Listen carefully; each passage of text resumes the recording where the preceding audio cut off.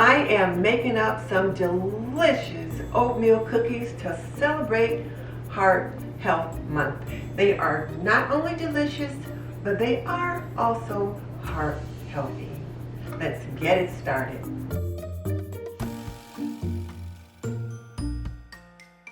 This video is brought to you by Aprondiva. Pretty and practical, we believe that an apron can be a homemaker's best accessory. Visit us at www.aprondiva.com. Since Valentine's Day is just around the corner and it is Heart Health Month, I thought this would be the perfect time to share with you some delicious, healthy oatmeal cookie recipes. And I've got two that you're going to absolutely love. And I found the recipe on Going Green Cooking. She actually made 3 different healthy oatmeal cookie recipes. I've only made 2, but I'll be checking out that 3rd one. In the meantime, let you see what I did.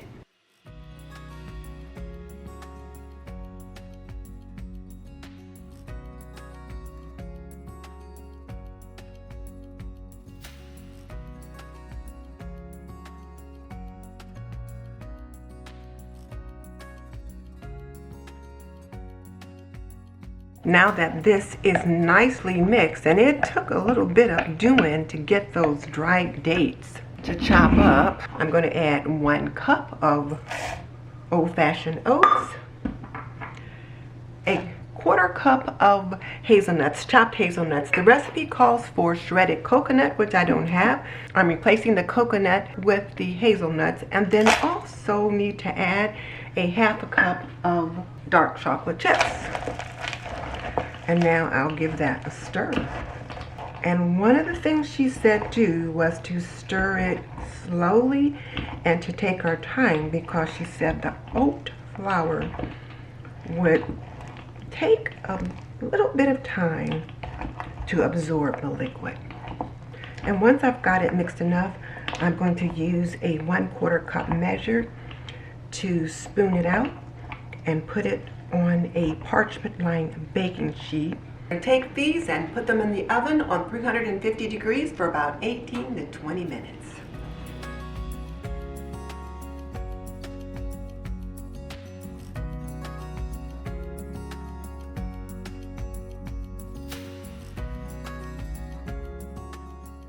I'm going to use my Emmy for this particular recipe.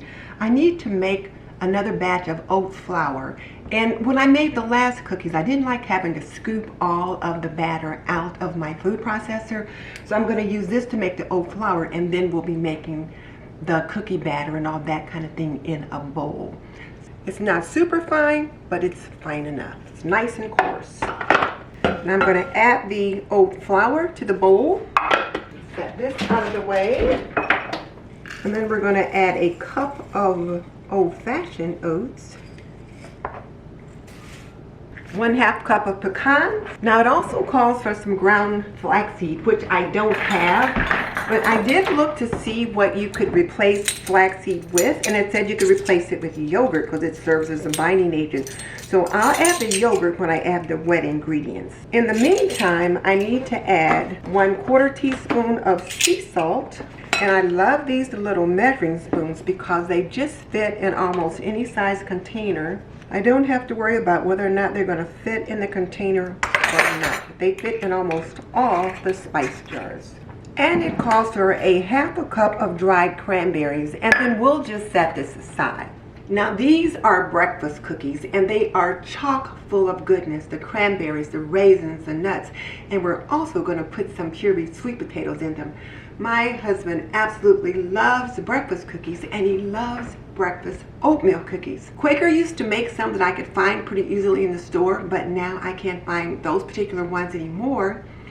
So when I saw this recipe, I thought, well, here you go. So I'm going to give it a try. It also calls for 2/3 cup of pureed sweet potatoes, and we had sweet potatoes for dinner a few nights ago. So I thought I would just puree some of that, just mash it up, and I could put it in the food processor, but this is just as easy.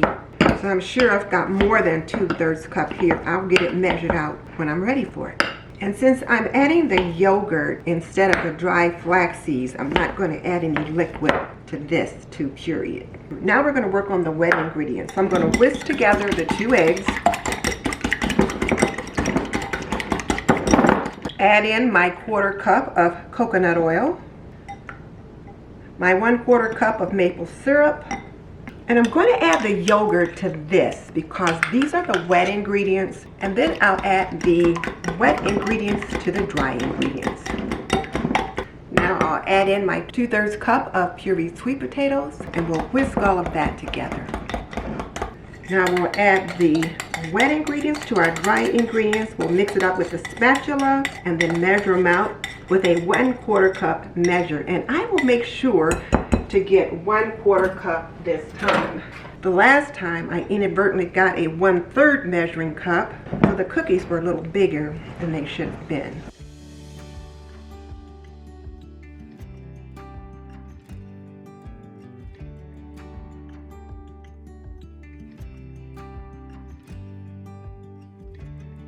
The second batch of cookies are out of the oven and they look even better than the first.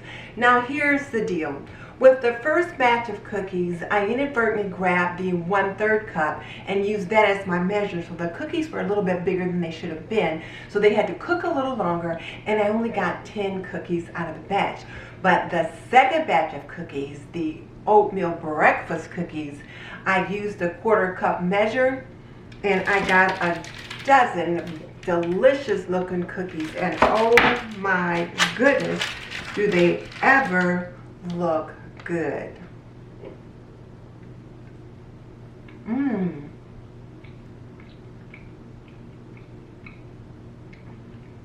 They taste absolutely delicious. My husband is going to love these. When I make them the next time, I might add a few more pecans and a few more raisins and cranberries, but other than that, these are totally delicious. And I can see why she calls these breakfast cookies, because they are just chocked with flavor. You've got the sweet potato, the nuts, the pecans, the raisins, the cranberries. So all that goodness is in there, and these would be perfect with a cup of coffee, tea, or hot chocolate. So you can feed these to the kids as part of the breakfast instead of toast or muffin. You can have these. I'm thinking they could also work for a snack. Now, one of the things that I like to do when I make something is see if I can get it to look like the picture. And one of the things that she did was stacked her cookies, and they just looked so cool. So let me try that. Ta-da! They look pretty darn good. Just a mountain of oatmeal goodness. Now, let's get the other ones out, and you can see how big these are. Look at there. They're a lot bigger than the other ones. These are the dessert cookies, and they taste pretty good too. And I like cookies that are soft. So this is a mound of oatmeal chocolate chip cookies. I'm going to link Going Green Cooking in the description box, and I'll link this particular video so that you can try these cookies too. I'll have to snap a picture and send it to her because she likes for you to send a picture if you make some of her food. So I'll be doing that, and you'll also be seeing these pictures on my community tab. For more cooking and homemaking stories, click here. In the meantime, this is Denise Jordan saying you are not done yet. For more homemaking inspiration, just click on the link in the comment section below, and I will see you next time. And don't forget to visit us at www.aprondiva.com.